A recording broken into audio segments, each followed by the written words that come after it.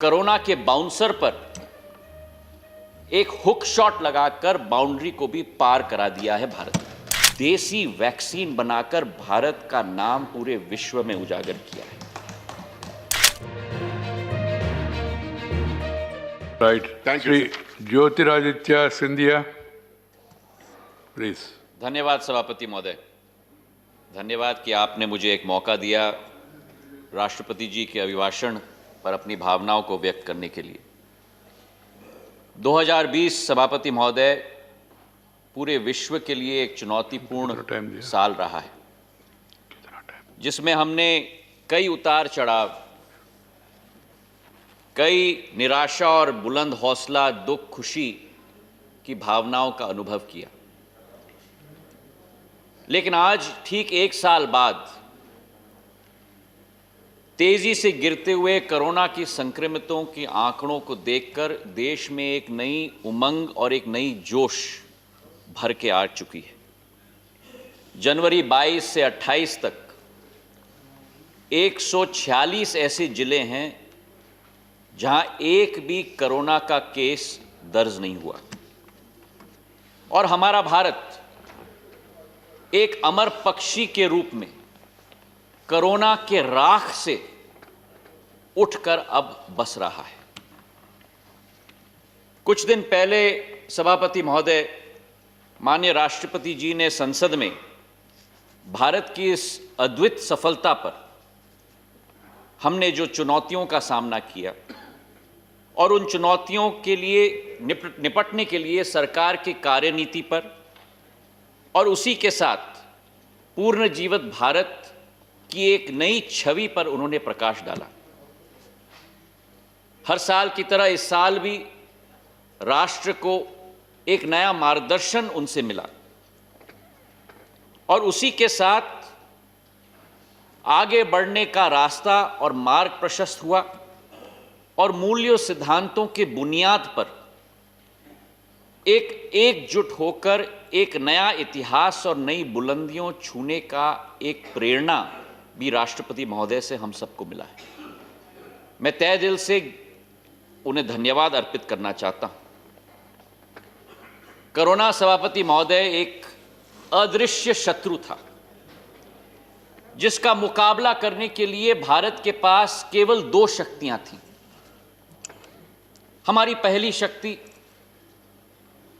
भारत के प्रधान सेवक और रक्षक आदरणीय नरेंद्र मोदी जी का नेतृत्व, जिसके आधार पर सभी प्रयासों को एक ही मुट्ठी में बांधना, 36 राज्यों को एक ही माला में पिरोकर भारत का मार्ग प्रशस्त करना, इस कोरोना की महामारी के लिए एक युद्ध स्तर की रणनीति बनाना और उसका क्रियान्वयन करना, और केवल भारत के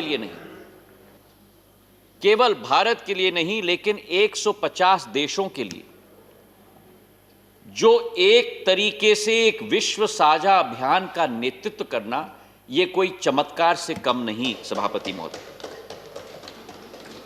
शुरुआत में सभापति महोदय कई विशेषज्ञों ने, और यह वास्तविकता भी थी, कई भयंकर अनुमान लगाए थे। 80 करोड़ लोग संक्रमित होंगे, 20 लाख जाने जाएंगी। लेकिन अगर मैं क्रिकेट का एक उदाहरण दे पाऊं, क्योंकि एक क्रिकेट का प्रेमी भी मैं हूं, तो कोरोना के बाउंसर पर एक हुक शॉट लगाकर बाउंड्री को भी पार करा दिया है Bharat. Average global recovery rate विश्व में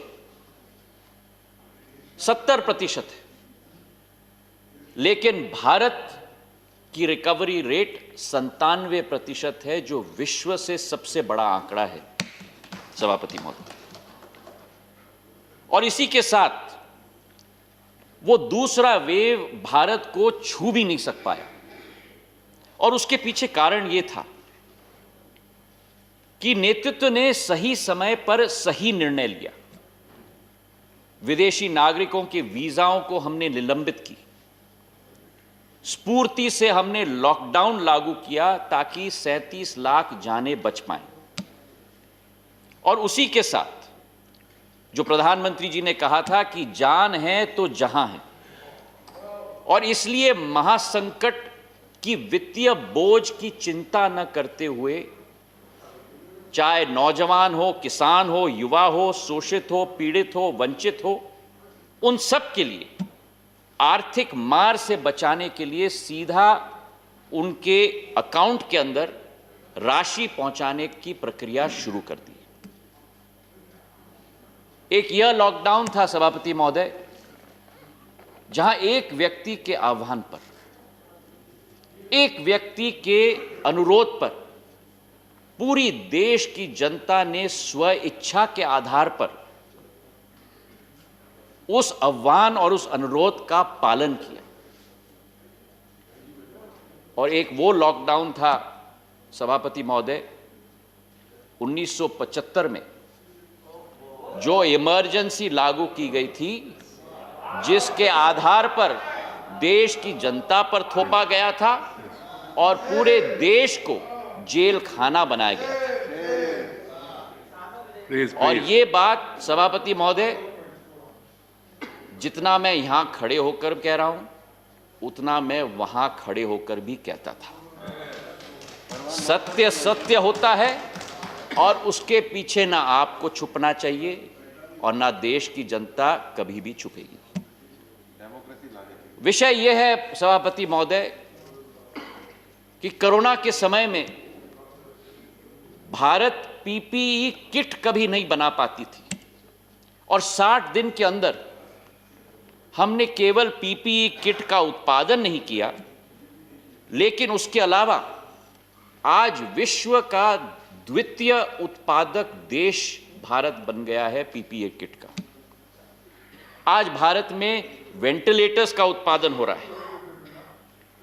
वैक्सीन बनाने के लिए विश्व में 10 साल लगते थे, लेकिन आज भारत के हमारे वैज्ञानिक, हमारे विशेषज्ञों ने 1 साल के अंदर देसी वैक्सीन बनाकर भारत का नाम पूरे विश्व में उजागर किया है। और केवल ये नहीं, लेकिन वैक्सीन के बाद विश्व स्तरीय सबसे तेज टीकाकरण का अभियान 30 करोड़ लोगों तक फेज 1 में इसकी शुरुआत हुई। यह कारगर और किफायती वैक्सीन सभापति महोदय केवल भारत के लिए नहीं है, यह वैक्सीन एक वैक्सीन फॉर ह्यूमैनिटी बन चुकी है। और संयुक्त राष्ट्र के सेक्रेटरी जनरल एंटोनियो गुतेरेस ने स्वयं कहा है कि भारत का टीका उत्पादन की क्षमता पूरे विश्व के लिए सबसे बड़ा वरदान बन चुका है।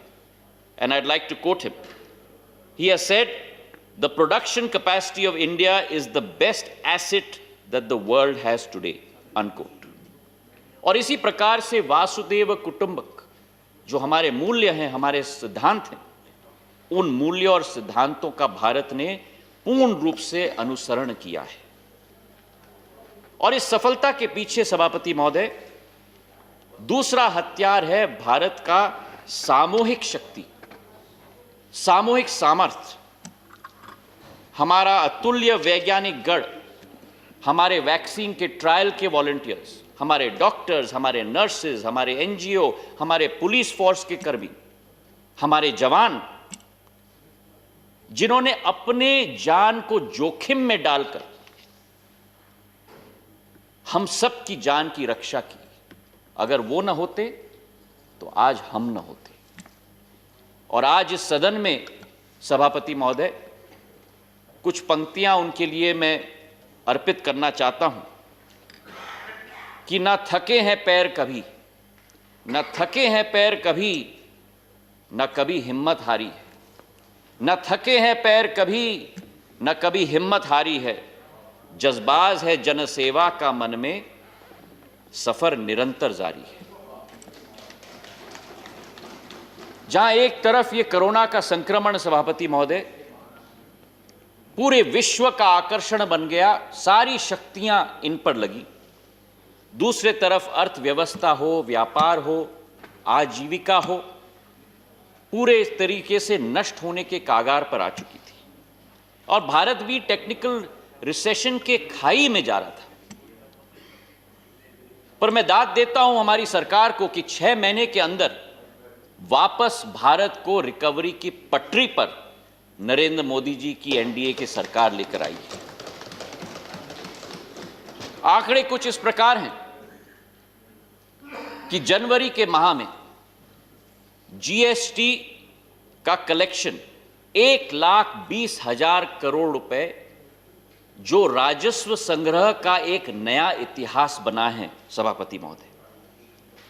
दूसरी तिमाही में जीडीपी नेगेटिव 0.5% तक सीमित हो गई, लेकिन इकोनॉमिक सर्वे ने कहा है, जो आज हमारे सांसद महोदय स्वपन जी ने भी कहा, कि इस वर्ष 11.5% ग्रोथ रेट जीडीपी की रहेगी। और इंटरनेशनल मॉनेटरी फंड आईएमएफ ने भी कहा है कि एक वर्ष के अंदर भारत सबसे बड़ी आर्थिक शक्ति के रूप में पूरे विश्व पटल पे उभरने की क्षमता रखती है। हमारी एक $5 ट्रिलियन इकोनॉमी की अर्थव्यवस्था का एक टारगेट है, उस पर हम अडिग हैं और उसी के साथ 5 मिनी बजट हमने कोरोना के समय में निकाला था और कई क्षेत्रों को प्रोत्साहन दिया था, मदद दिया था और पोस्ट कोविड ऑर्डर में भी उन क्षेत्रों को उभारने का संकल्प हमारा है। इससे यह प्रचलित होता है सभापति महोदय कि कोई भी आपत्ति या विपत्ति आई, चाहे वो प्राकृतिक हो, चाहे किसी तरीके की भी विपत्ति हो, हमारी 130 करोड़ जनता, हमारे भारतीयों का वर्तमान और भविष्य कभी भी प्रभावित नहीं हो सकती। लेकिन इसी के साथ थोड़ा दुख भी होता है सभापति महोदय कि जहां एक तरफ देश की जनता, हमारे जनसेवक, हमारी सरकार इस कोरोना की महामारी का सामना कर रहे हैं, वहीं विपक्ष के कई नेता केवल सवाल उठाने में और टीका टिप्पणी करने में रुचि रख रहे थे। सही बात है, क्षमता रखना होगा, जैसे मेरे भाई मनोज जी ने कहा, सुनाने में भी और सुनने में भी। प्रश्न यह है सभापति महोदय कि पहले लॉकडाउन पर प्रश्न उठे। लॉकडाउन क्यों, कितने दिन, किससे पूछ के किया आपने? उसके बाद जब अनलॉक की प्रक्रिया शुरू हुई तो उस पर प्रश्न, अनलॉक क्यों, कब होगा, कैसे होगा, किससे पूछ के किया आपने? प्रश्न यह है कि हमारे कांग्रेस पार्टी के इस सदन के उपनेता श्री आनंद शर्मा जी ने स्वयं, जो गृह मंत्रालय के संसदीय समिति के अध्यक्ष हैं, उन्होंने स्वयं अपने रिपोर्ट में सरकार की सराहना की है, सरकार की प्रशंसा की है। और मैं दाद देता हूं उनको कि कोई तो है जो सही बोल रहा है। और मैं कोट करना चाहता हूं, उन्होंने कहा है कि the committee appreciates the efforts made by the government for the management of covid pandemic. The lockdown gave the country time to ramp up its public infrastructure, build the capacity of hospitals and health workers, unquote. और इसके बाद भी हमारे कई प्रतिपक्ष के नेताओं ने वैक्सीन के आपातकालीन उपयोग पर प्रश्न उठाए। मैं पूछना चाहता हूं कि जब United states of America, United kingdom, रूस, चीन वैक्सीन के आपातकालीन उपयोग के लिए फेज 3 ट्रायल समाप्त होने के पहले अनुमति प्रदान कर सकते हैं, तो क्या हमारी सरकार देश की जनता की जान बचाने के लिए आपातकालीन परमिशन देश में क्यों नहीं दे सकती? प्रश्न यह है कि एक नेता ने इतना भी कहा, और मैं कोट करना चाहता हूं, कि भाजपा की राजनीतिक वैक्सीन हम नहीं लेंगे। वैक्सीन का भी एक राजनीतिक रंग होता है, स्वास्थ्य का भी एक राजनीतिक रंग होता है। मुझे तो आश्चर्य होता है। और इसके बाद कई विपक्ष के नेताओं ने कहा कि ठीक है, आपातकालीन उपयोग की अनुमति आपने प्रदान कर दी, लेकिन उसका क्रियान्वयन करने के लिए एक ढांचा हमारे देश में हमारे पास नहीं। तो मैं बड़े विनम्र पूर्वक ये प्रश्न पूछना चाहता हूं कि जब यूपीए सरकार थी, जो स्वास्थ्य का बजट था 5 सालों का, सभापति महोदय 1 साल का नहीं, 5 सालों का 1,44,000 करोड़, उन 5 सालों में ये बजट को भी पूरी तरह से खर्चा नहीं किया, केवल 1,26,000 करोड़ रुपए खर्चा किया, मतलब 15% कम। और आज ढांचे की बात की जा रही, 2013 में तो 18% अंडर यूटिलाइजेशन रहा। और वहीं प्रधानमंत्री नरेंद्र मोदी जी की एनडीए की सरकार ने 4 साल में हर साल जो बजट का आवंटन रहा, जो कई गुना ज्यादा, उस बजट के आवंटन से 2 से 9% ज्यादा खर्च हर साल स्वास्थ्य के क्षेत्र में किया। स्वस्थ भारत, शिक्षित भारत, तभी भारत 21वीं सदी का नेतृत्व कर पाएगा। और इसी के साथ मैं कहना चाहता हूं कि यह कहानी यहां नहीं रुकती। इस साल के बजट में मैं वित्त मंत्री जी को, स्वास्थ्य मंत्री जी को, प्रधानमंत्री जी को धन्यवाद अर्पित करना चाहता हूं। इस साल के बजट में सभापति महोदय, आपको भी आश्चर्य होगा कि 5 साल के यूपीए सरकार का स्वास्थ्य बजट 1,75,000 करोड़ 5 साल, और 1 साल का एनडीए सरकार का स्वास्थ्य बजट इस वर्ष का 2,23,000 करोड़ सभापति महोदय, और पिछले वर्ष से 137% वृद्धि। 22 नए एम्स बनने जा रहे हैं।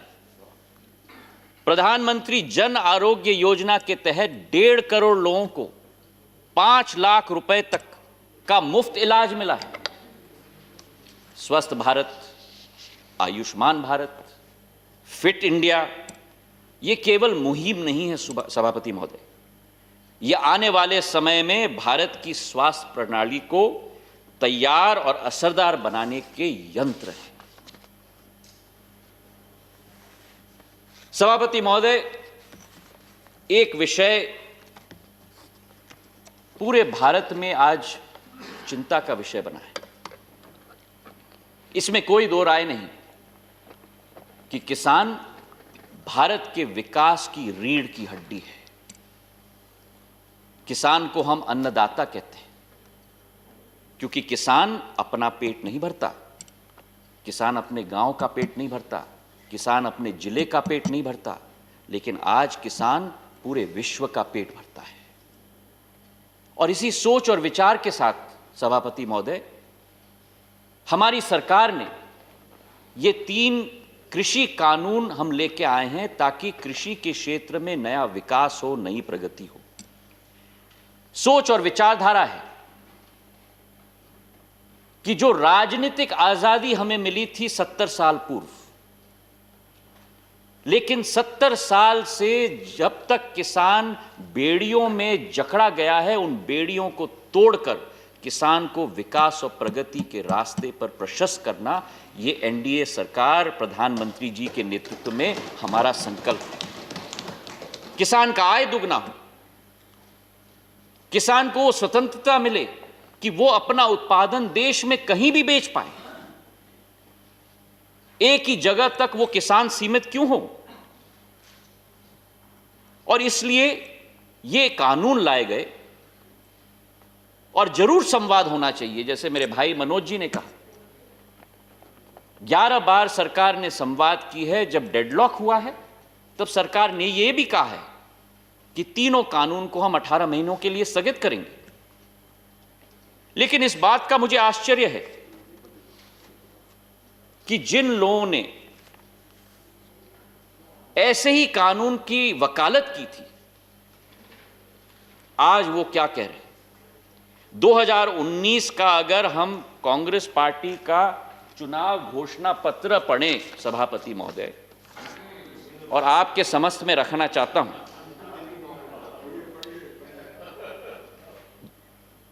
इस चुनाव घोषणा पत्र में अंक नंबर 11 में लिखा है, and I quote, Congress will repeal, I repeat, will repeal the Agricultural Produce Marketing Committees Act and make trade in agricultural produce, including exports and interstate trade, free, I repeat, free from all restrictions. उस समय के हमारे कृषि मंत्री जी, परम आदरणीय शरद पवार जी ने 2010 में और 11 में हर एक मुख्यमंत्री को चिट्ठी लिखी थी इसी संदर्भ में, और मैं कोट करना चाहता हूं जो शरद पवार जी ने हर एक मुख्यमंत्री को चिट्ठी में लिखा था। As you are aware, the agriculture sector needs well-functioning markets to drive growth, employment, and economic prosperity in rural areas of the country. This requires huge investments in marketing infrastructure, including the cold chain. And for this, private sector participation is essential.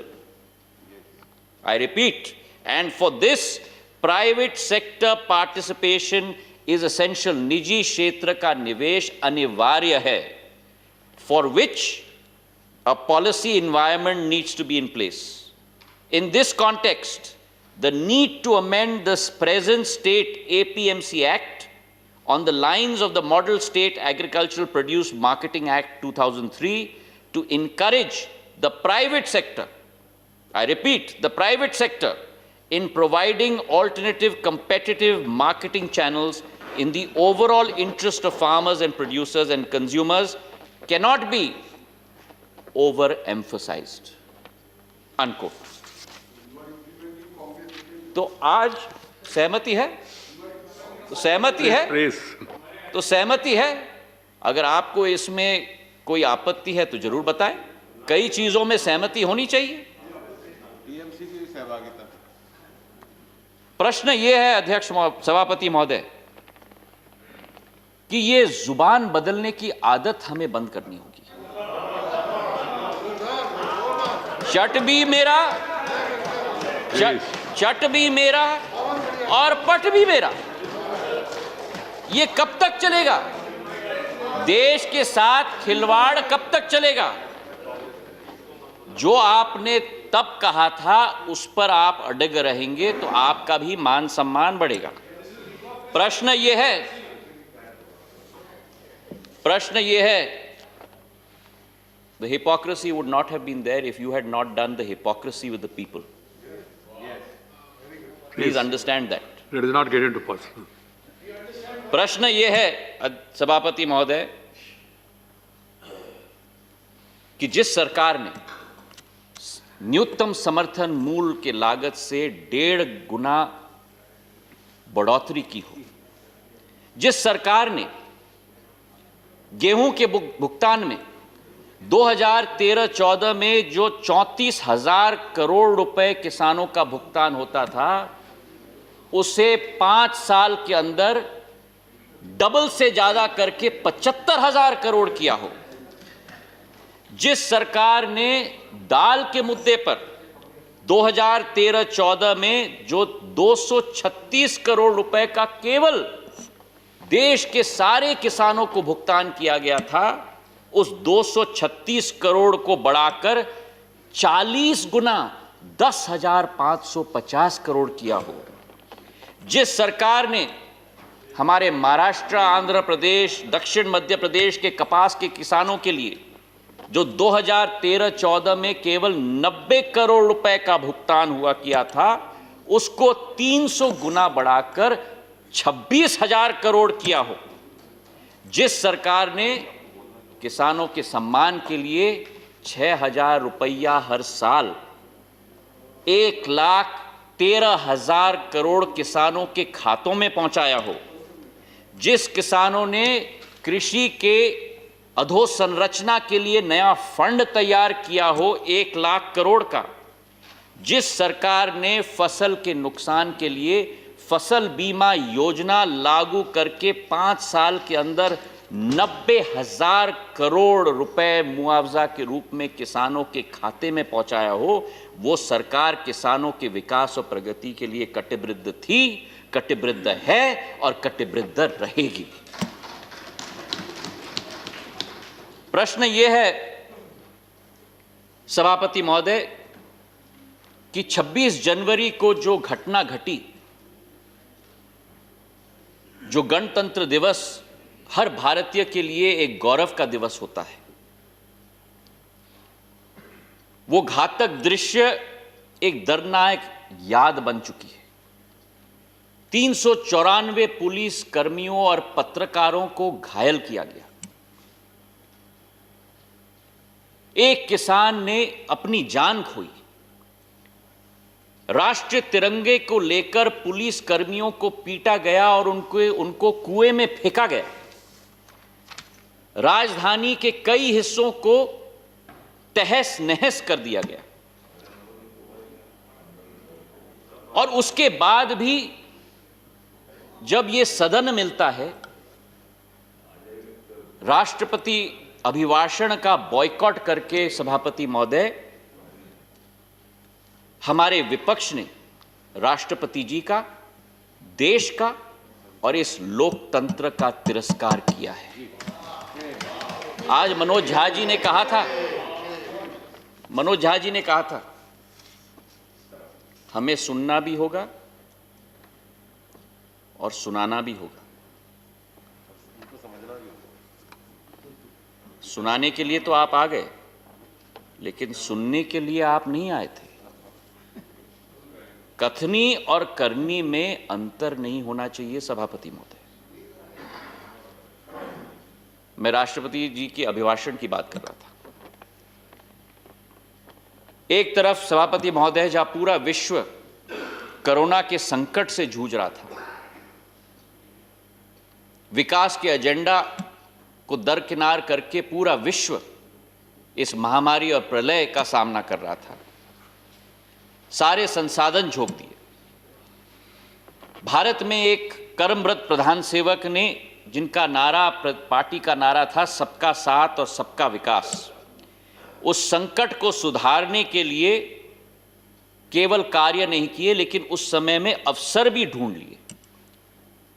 एक सपना था हमारे पूर्वजों का, आजाद भारत का, स्वराज का, और आज एक सपना है भारत का, एक आत्मनिर्भर भारत का, जो देश को विश्व पटल पर उजागर करने का सपना है। हमारे महाभारत में लिखा गया है, अपि शक्कम पंचान्वे सुखम वही मज्ञ वनग्रे अरिजतम स्वैन वीरण नव पश्चिते कंचन। और इसका सार है सभापति महोदय कि किसी दूसरे पर बोझ बनने के बजाय अपनी मेहनत से कमाया गया फल कई ज्यादा सुखदायी होता है। और यह तभी मुमकिन होता है जब कतार में खड़ा हुआ आखिरी व्यक्ति भी हमारे भारत में आत्मनिर्भर बन पाए। और आत्मनिर्भर भारत की आत्मा किसान, युवा, आम जनता के साथ जुड़ी हुई है। और इसलिए इस महाप्रलय के समय में गरीब कल्याण रोजगार योजना के तहत 2,76,000 करोड़ योजना का क्रियान्वयन हमारी सरकार ने किया। ज्योतिरादित्य जी, अपना पार्टी ने आपको जो समय दिया वो समाप्त हो रहे। 5 मिनट सर। ठीक है, right. Your 80 crore. Your party has got time. They have agreed 5 more minutes, please. Thank you sir, thank you. I will not take more than 5 minutes. 80 crore गरीबों को 8 महीने तक निशुल्क राशन प्रदान किया। 1 नेशन 1 राशन कार्ड का एक नया इतिहास रचा। उज्ज्वला योजना के तहत 14 करोड़ गैस सिलेंडर्स महिलाओं को पहुंचाई मुफ्त में। और इसके पीछे कारण क्या सभापति महोदय? इसके पीछे कारण यह कि सरकार का लक्ष्य अंत्योदय, सरकार का प्रण अंत्योदय और सरकार का पथ अंत्योदय। शिक्षा एक ऐसी प्रणाली है सभापति महोदय जिसके आधार पर हम अपने मानव संसाधन को मानव पूंजी में हम परिवर्तित कर सकते हैं। नई शिक्षा प्रणाली हम लेके आए हैं 34 साल बाद, और उसमें शिक्षा के नए रूप, नए सोच, नए स्किल से एक नया भारत को उभारने की कोशिश हम लोग करेंगे। 2021 का भारत सभापति महोदय 2013 का भारत नहीं। यहां एसएमईज को एमएनसीज में परिवर्तित करने के लिए हर संभव प्रयास किया जाएगा। 20,000 करोड़ का सरल ऋण उन एसएमईज को हमने दिलवाई है। एमएसएमईज की परिभाषा हमने 14 साल बदली है और भारत को एक ग्लोबल मैन्युफैक्चरिंग हब में परिवर्तित करने के लिए उत्पादन आधारित प्रोत्साहन भी हम देने की कोशिश कर रहे हैं। ये वर्ष सभापति महोदय केवल संकट का नहीं, लेकिन सबसे ऐतिहासिक निर्णय और उपलब्धियों के लिए भी जाना जाता है, जिसमें शेष था इंडिया को भारत से जोड़ना, हमारी पुरानी संस्कृति को पुनः जागृत करना और श्री राम जन्मभूमि के भव्य राम मंदिर के भूमि पूजन सिर्फ देश के लिए नहीं लेकिन विश्व के लिए बड़ी उपलब्धि है। प्रधानमंत्री नरेंद्र मोदी जी की जो राष्ट्रीयता की भावना, उनकी औजस्व नेतृत्व का परिणाम है कि अब राम मंदिर का निर्माण नए भारत के निर्माण का प्रतीक बनेगा। और उनके शब्दों में मैं कहना चाहता हूं, उन्होंने कहा था कि राष्ट्र को जोड़ने का, स्व को संस्कार से जोड़ने का कार्य संपन्न होगा। सत्य, अहिंसा, आस्था, वासुदेव कुटुंबक, विविधता में एकता, बलिदान, ये वह मनके हैं हमारे देश के जिसको हजारों साल से सभी भारतीयों ने एक माला में पिरोकर एक नया भारत पुराने मूल्य के अभाव पे खड़ा नहीं हो सकता। हमारा राम मंदिर आधुनिक भारत की मजबूत नींव का प्रतीक होगा, जिसकी विविधता में एकता भी होगी और समता भी।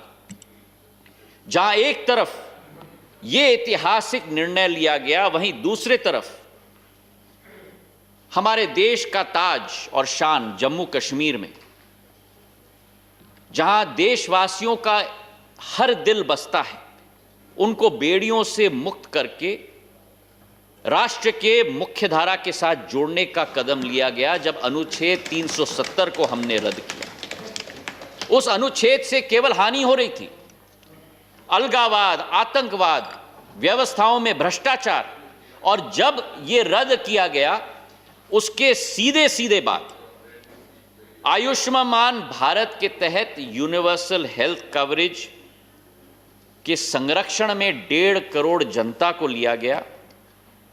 हर एक नागरिक को केंद्र सरकार की बाकी योजनाओं का लाभ भी मिल पाया।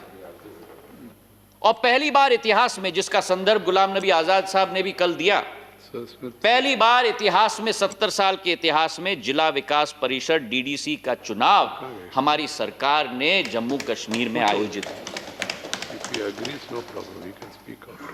सरकारें आई भी और गई भी सभापति महोदय, लेकिन जो सपना सरदार वल्लभ भाई पटेल ने देखा था, जो सपना बाबा साहब अंबेडकर ने देखा था, एक विधान, एक प्रधान और एक निशान का स्वप्न जो डॉक्टर श्यामा प्रसाद मुखर्जी ने देखा था, कश्मीरियत, इंसानियत और जमहूरियत का सपना जो अटल बिहारी वाजपेयी जी ने देखा था, उसे मोदी सरकार ने पूरा करके दिखाया है।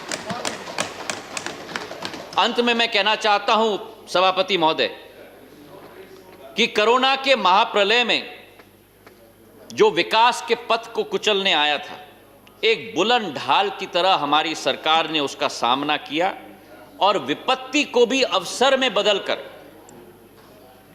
रिफॉर्म्स की झड़ी लगाकर न हम रुकेंगे और न भारत रुकेगा, माननीय राष्ट्रपति जी की सोच और विचारधारा के आधार पर मार्ग देश का प्रशस्त किया है। 2 बार केंद्र में भारी बहुमत, उत्तर प्रदेश से कर्नाटक, असम से अरुणाचल से गुजरात, मध्य प्रदेश, मणिपुर, तेलंगाना, बिहार तक जो असीम आशीर्वाद चुनाव में, मध्य प्रदेश भी असीम आशीर्वाद जनता का मिला है। ये आशीर्वाद सबसे बड़ी पूंजी इस सरकार की और भारतीय जनता पार्टी की है सभापति महोदय, और ये तभी संभव हो पाया है जब एक प्रभावी छवि, असरदार नीति और विजन भारत के लिए का क्रियान्वयन हमारी सरकार ने की है। अंत में मैं इतना ही कहना चाहता हूं कि 21वीं शताब्दी भारत की होगी। भारत एक नया सामर्थ्य के साथ इस कोरोना काल से उभर रहा है। हजारों बर्ग गिरे सभापति महोदय, लाख आंधियां उठें, वो फूल खिल के रहेंगे जो खिलने वाले हैं। धन्यवाद। धन्यवाद जी।